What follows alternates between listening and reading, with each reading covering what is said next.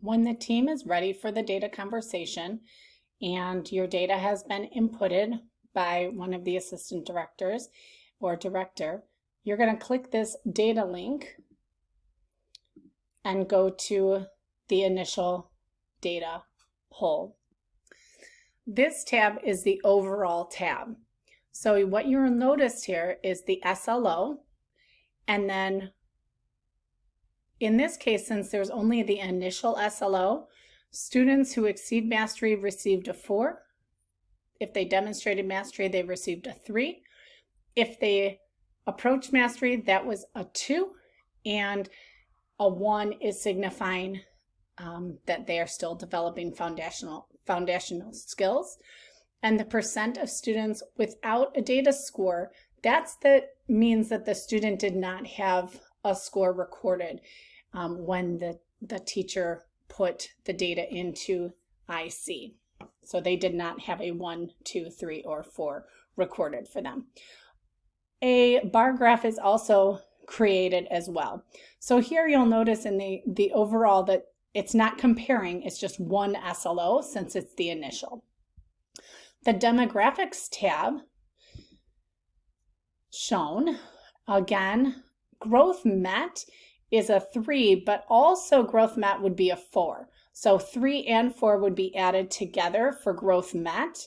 And the breakdowns are by gender, male, female, by grade level, and by race and ethnicity as determined by the federal forms.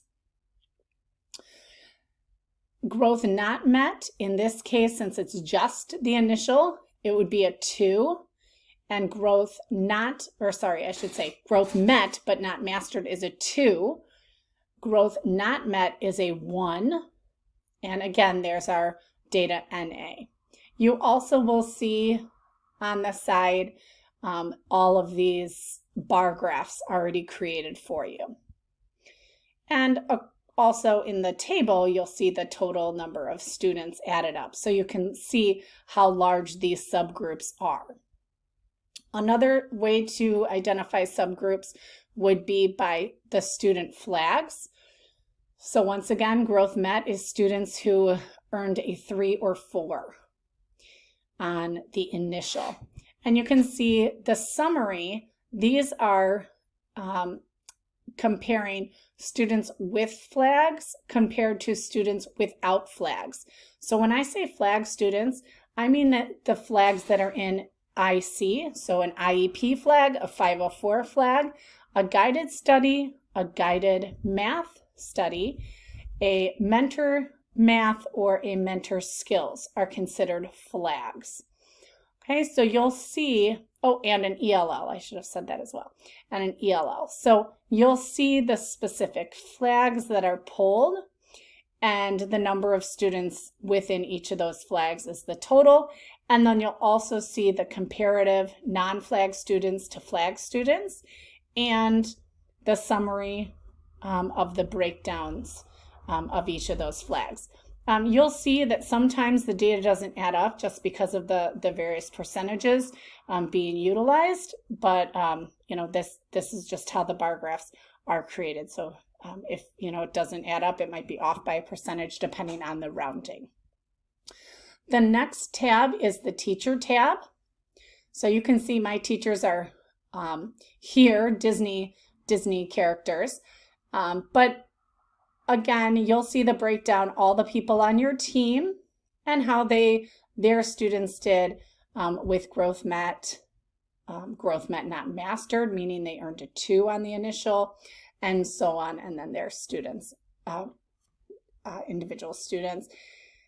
If you have a focus group picked out that you know about, or it will happen in the initial conversation, you'll be asked to identify a subgroup. So if you do identify a subgroup that we can easily pull data on, I will be happy to do that as well.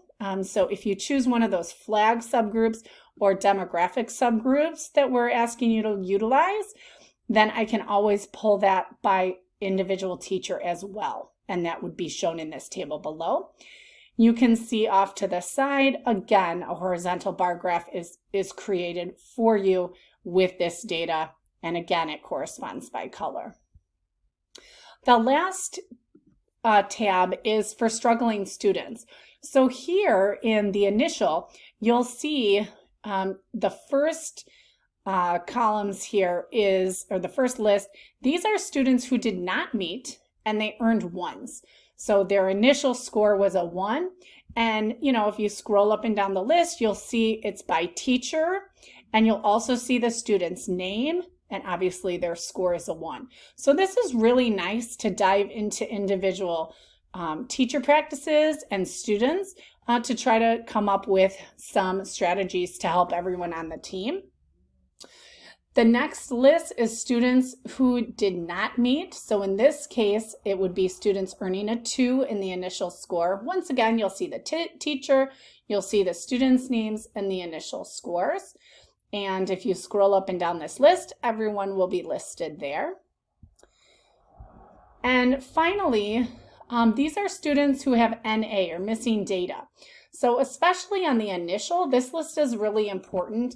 How might we get, if we have students without an initial score, how might you be able to get that initial data? So maybe, a student was absent that day. Can we, have them also take whatever that was, or complete the warm-up, or depending on what your initial assessment was, can we have them take that initial SLO so we can get some data for these students as well, because the more data we have, the better, we can learn and grow together.